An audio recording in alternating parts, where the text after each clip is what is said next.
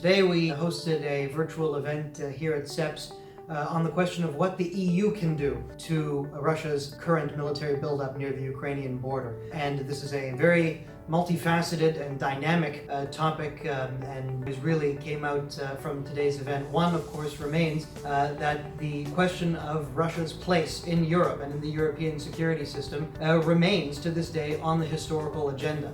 And finding some sort of place for Russia in the European security system while at the same time maintaining the norms and principles that the European Union prizes is going to remain a very complex task indeed. But beyond that, there is the question of the European Union's perspective on these norms and principles, and whether or not norms and principles alone can serve as a fundamental pillar of a successful and effective and geopolitically minded and strategically minded foreign policy. The DCFTA, an association agreement that the European Union has with Ukraine, has been characterized as a quintessentially European form of strategic or geopolitical thought.